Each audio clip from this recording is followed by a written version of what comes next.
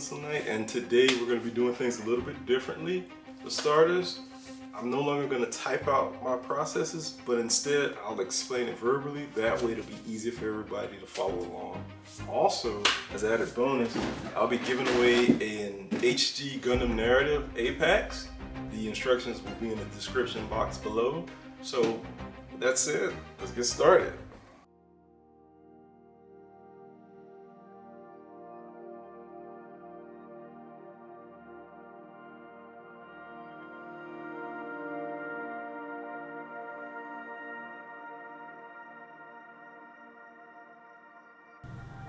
Starting with the narrative's head, we're going to make small modifications to house our LED.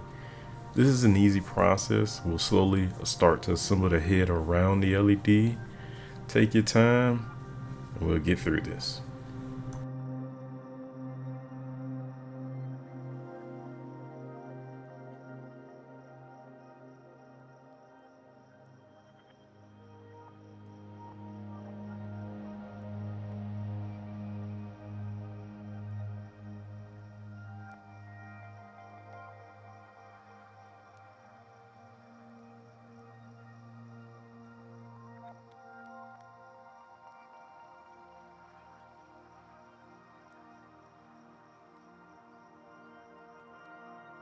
We're going to add micro connectors to the back of the legs of the Gundam Narrative. In this way, the Gundam Narrative will be able to power the leg attachments directly when converting the Gundam Narrative into its Apex form.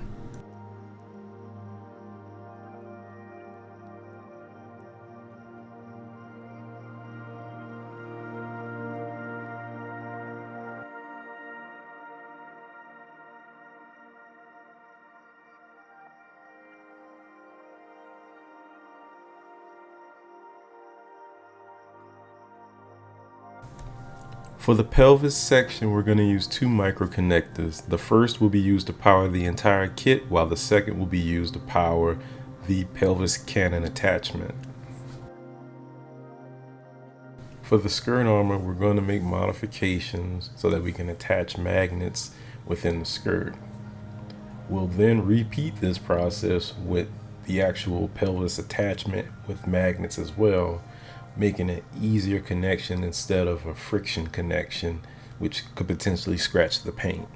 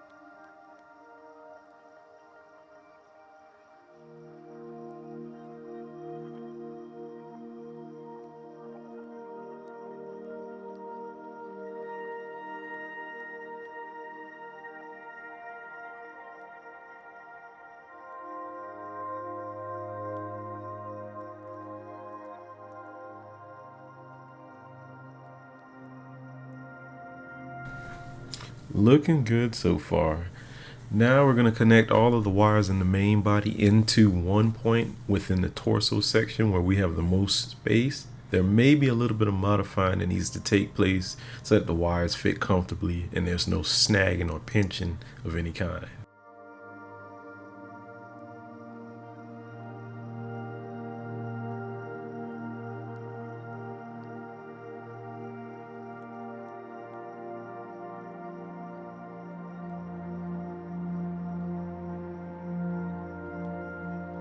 Next, we're going to take the LEDs and the thrusters and route them through the backpack into the main body and slowly close off the backpack.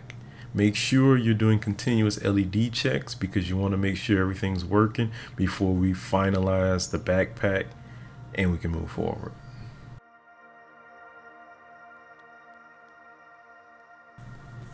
All right, Now that the narrative Gundam's completed, we're going to move on over to the Apex attachment parts and get those started.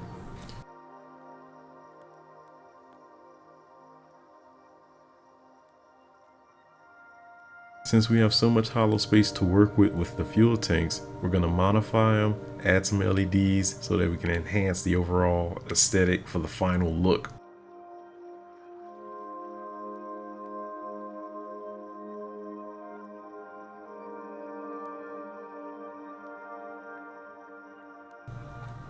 My goal for this part will be to incorporate elements of Star Trek into the design of the fuel tanks.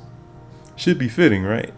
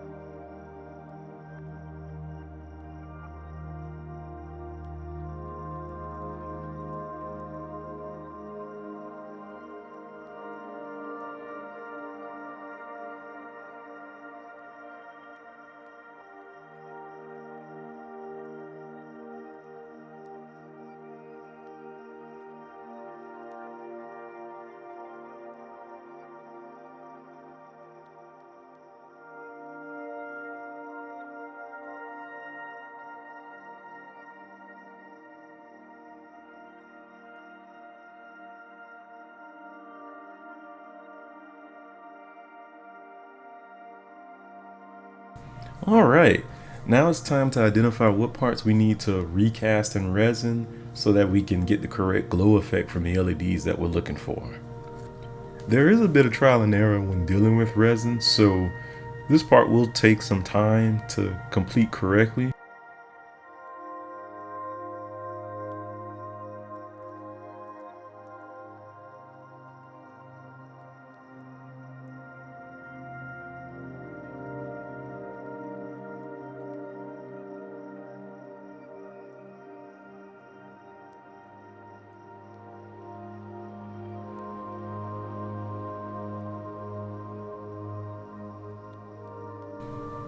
We're going to use a two-way on and off switch, which will give us options on how we want to display the pelvis cannon in its on or off setting.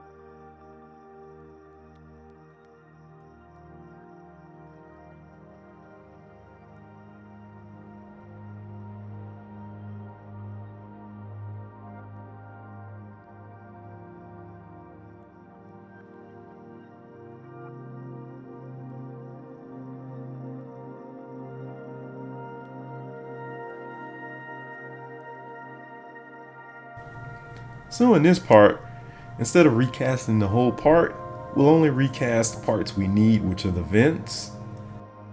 First, we're going to make a mold of the section that we need.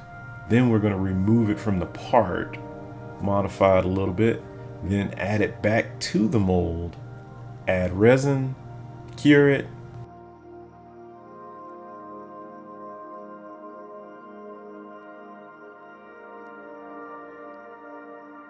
mask off sections of the part, paint it, remove the masking tape, and we're good to go.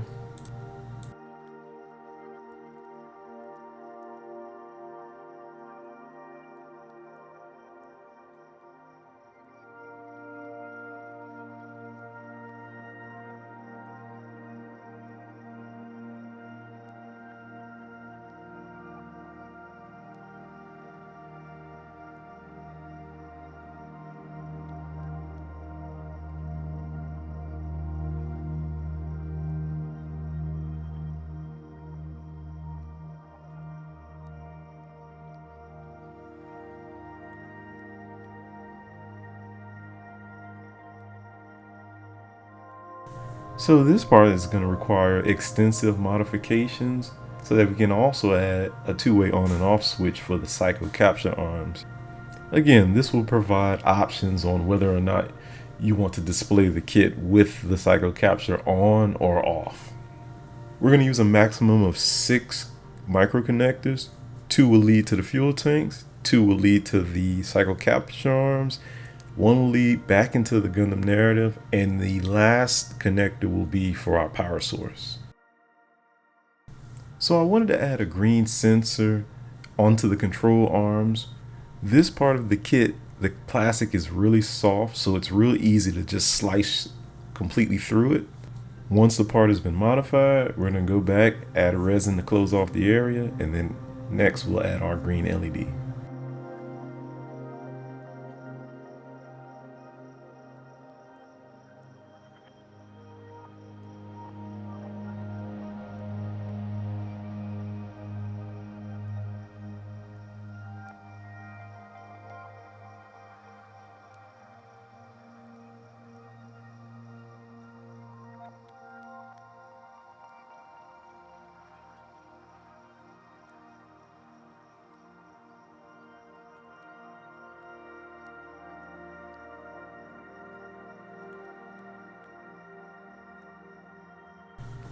So the control arm will require many different modifications so that we'll be able to thread the wires all the way throughout.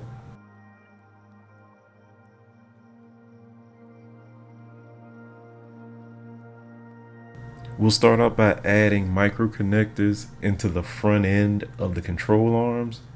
This will be the connection point for the psycho capture system.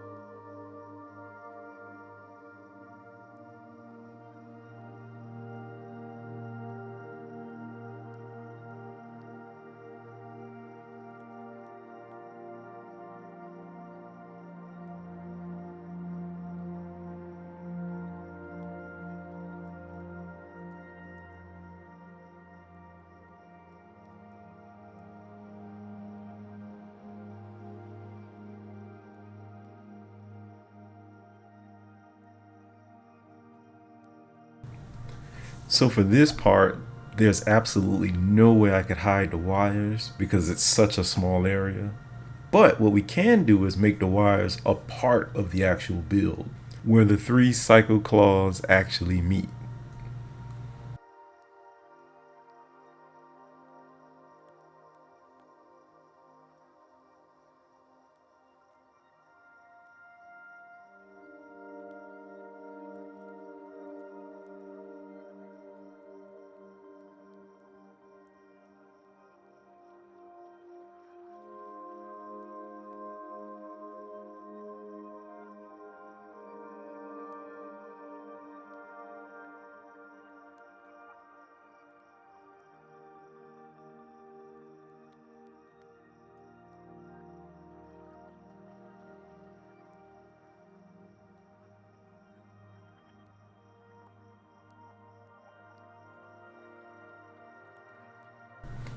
So once the Psycho Claw is fully assembled, we're going to have to go back and sand away the insides of the rail travel system of the claw because it's a tight fit and we want to reduce scraping of the paint.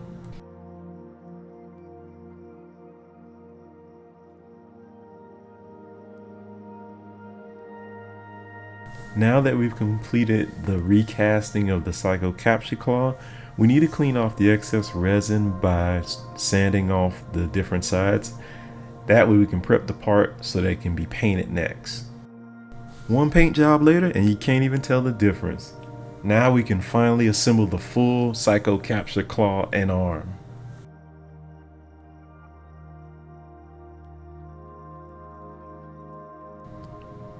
This was an awesome build, and I'm very happy with the end result.